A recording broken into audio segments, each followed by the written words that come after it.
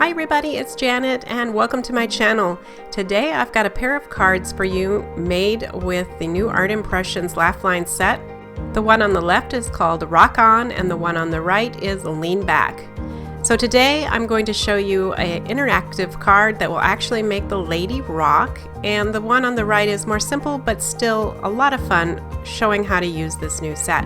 I'm going to start by showing you how I literally made this rocker rock. The first card I'm going to do for you today comes from this brand new set from Art Impressions called Rockin. It has a whole bunch of fun sentiments and this little lady rocking in her chair. Here is the piece after I colored it and cut it out, and that's what we're going to use. So this is the paper pad I chose. It says Ready Set Go from American Crafts. This pad is not available anymore. You can find it on Etsy if you want, and a few other odds and end places, but it is not made any longer, I don't believe.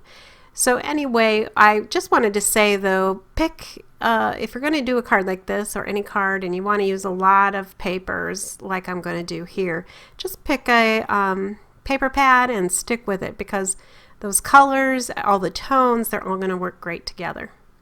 So this is a card panel. The red one is 4 by 5 1/4, and I've cut these pieces to go on it to be 3 3/4 wide by 5, well, not quite 5. I guess I cut them off at about 3 1/2, and then I overlapped them.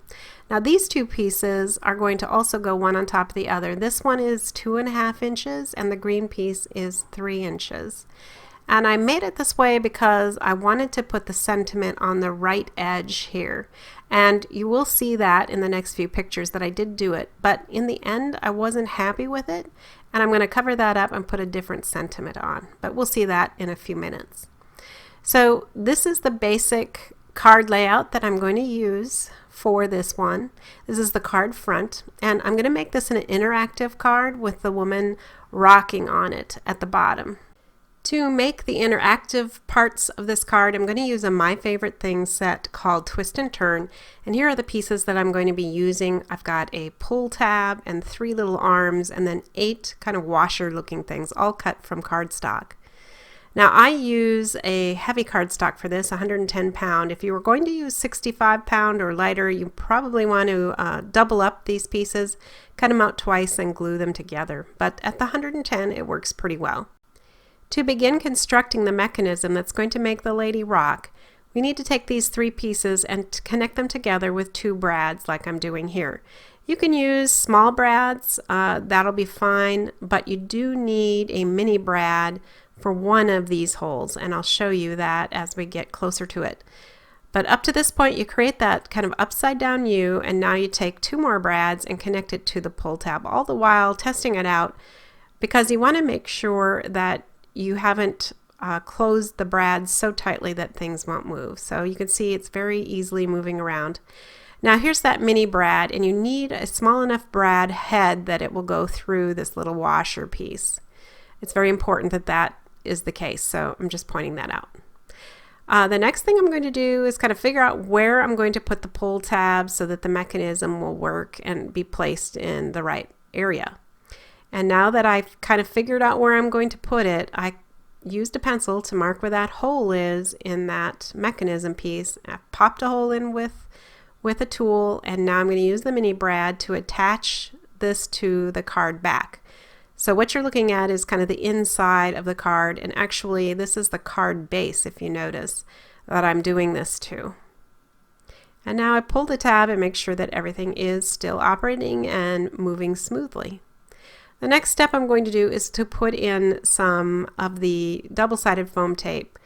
Now to begin, I'm going to take a piece and cut it in half, and I'm going to use these pieces for bumpers. So the first one's going to go at the top of the pull tab. It's going to stop it from going any further than that when it's pushed in, and the other one comes here at the side of the pull tab, which will stop it from wiggling way out to the right. The next step is to put down some foam tape at the bottom of the card along the pull tab. So make sure you pull the pull tab down to the area it will be at its lowest point so that you can cut the foam tape and lay it down to be close to that pull tab area. What I did learn is that I probably should have given it yet just a little bit more room, like just a scooch. If you know what a scooch would be, you know, just millimeters really.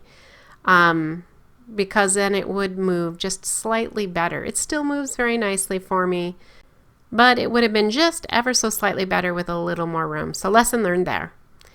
In any case, I'm going to continue now to lay down this foam tape. And if you don't know where this foam tape comes from, it's from the Dollar Tree. It's in the automotive department. It's already in pieces for you, and it is, of course, $1 and very inexpensive. So it's a great foam tape to work with. It sticks really well also. And you see that I did take off that last piece of foam and move it down a little further. I had it a little too close, or I had shifted it up a little too high, so it wasn't moving very well. All right, so now I can put more foam tape on the edges of the card. I need to make sure I leave, you know, the area where the mechanism is working open so that it doesn't get stopped from actually operating. So just keep that in mind when you're doing this, and test it frequently so that you know that you're okay. Next, I'm going to take these little donuts or washers, depending on how you think, and I'm going to glue and stack them. Now I have 8 of these. That is what comes in the set. It's like one die with 8 of these little donuts. The reason that you have so many of them is that you will want to glue them together and stack them one on top of the other so that you create a very thick and chunky piece. This is needed, as you'll see in a moment or two, because the piece has to go through both layers of the card front and all the way back to the mechanism piece. Ultimately, the mechanism is going to turn this donut, and attached to it is going to be the lady or whatever character that you're going to use that's going to move, or in this case, twist and turn. So it's very important that this is really nice and thick. Now here again, I recommend the 110 or 100-pound cardstock instead of 65-pound because you're going to get a much thicker donut with those same 8 layers. And really, the thicker that donut is, the better the mechanism should work for you. So it just takes any risk of it not being high enough to allow your twist and turn object to move easily. So you can see that's very thick. And I measured it and it is pretty much 1/8 of an inch thick. So again, pretty darn chunky. So it's going to actually attach to that mini brad that I showed you earlier. And before I can do that though, I need to cut a hole in my card front for it. So as you can see, I'm holding up my card front and kind of looking at where that mini brad is, the silver one, and I'm going to press it with my fingers so that it starts to indent that front of the card. You can start to see it there, that little bump.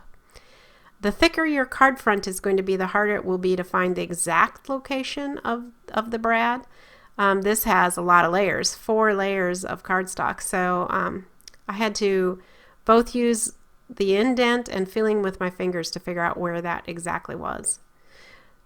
I marked it with a pencil and punched a hole, as you can see, and then I'm using the included die with this set. It is a circle, and it will cut an area there for the donut to come through.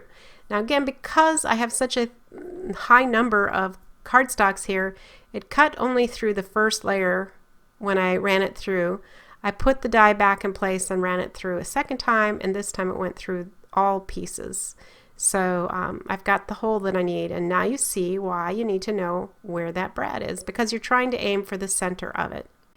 So now I can go ahead and pull off all the backing on this foam tape and put the card front on. And I will tell you, it's a little tricky to do this and get the hole in the right place. When you have tape, everything wants to stick so hard and immediately. You have no wiggle room whatsoever. So I didn't get it perfectly where I wanted it. It was a little bit crowding on one edge, the washer or this donut. So I just used my scissors and cut it open a little bit more. Now you're thinking maybe this is going to make the card look ugly, but this is all covered up by the piece that's going to be rotating. In this case, my woman in her rocker. So it really doesn't matter if this looks a little bit ugly because no one is going to see that. So now when you pull the tab, the mechanism is going to move, and although you can't tell it in this picture, the washer is moving back and forth because those arms connected to the pull tab are rotating it when the tab is moved. So now I can attach the woman, and I'm just going to use my art glitter glue for that. Attach her down and let it set for a little bit. And then I'll be able to test it again and see my character actually rock in her chair. Isn't that cool? I love this. It's so much fun. And whoever gets this card is going to have a blast with it too, I'm pretty sure. Next, I'm going to take a black fine tip marker and I'm just going to put a black arrow on my pull tab so that the recipient knows to pull it. If you have an interactive stamp set that says pull or something like that, you could put that as well. Now, this is the sentiment. Remember, I said I was going to cover it up, and I used a piece of paper from that same paper pad, and I'm going to glue this strip down to cover up my sentiment.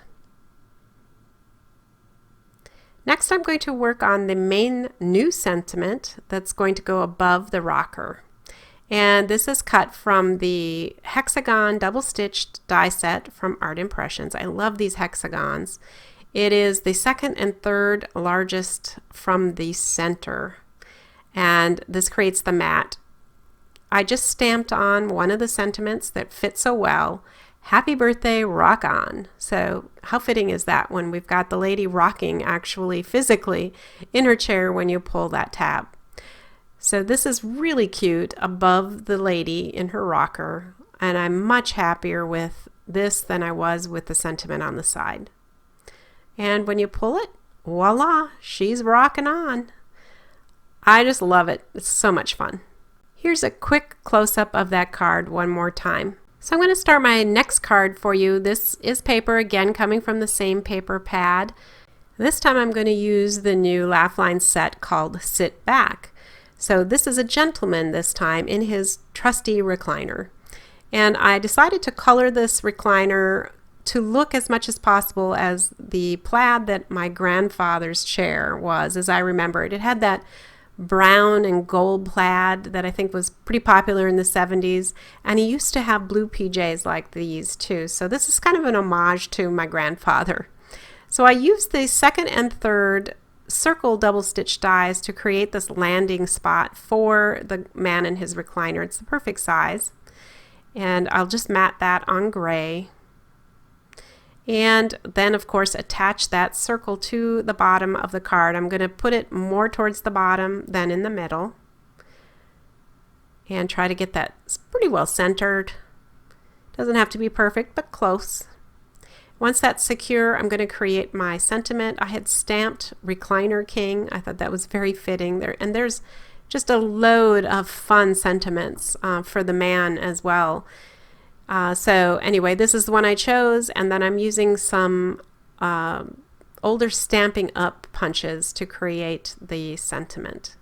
I use a few of these punches a lot in my card making. They just work really well. The size is good, and so I just tend to use them over and over.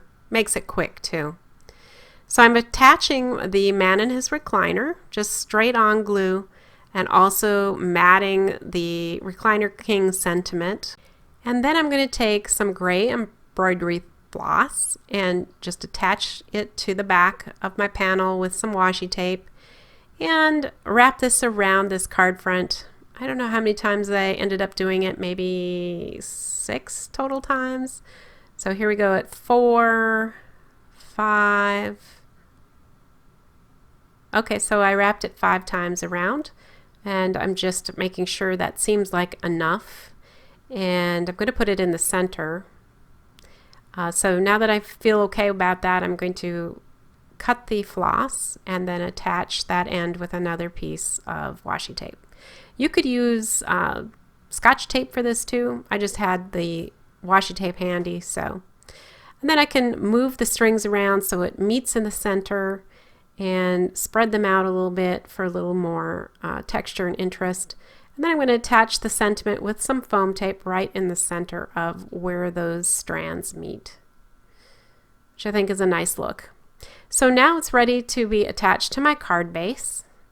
This again is an A2 size card. And that'll finish up this one.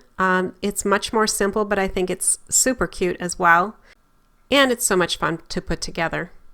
These two new Laughline sets from Art Impressions are just a riot to work on. I really enjoyed making these cards, and I hope you enjoyed seeing them as well. Thank you for spending some time with me today. If you enjoyed these cards, I hope you'll give me a thumbs up, leave a comment, and subscribe if you haven't already done so. To keep the fun going, I've put a few other videos here that you might like to watch. I hope you have a wonderful day, and I'll see you again soon with a new video. Bye now.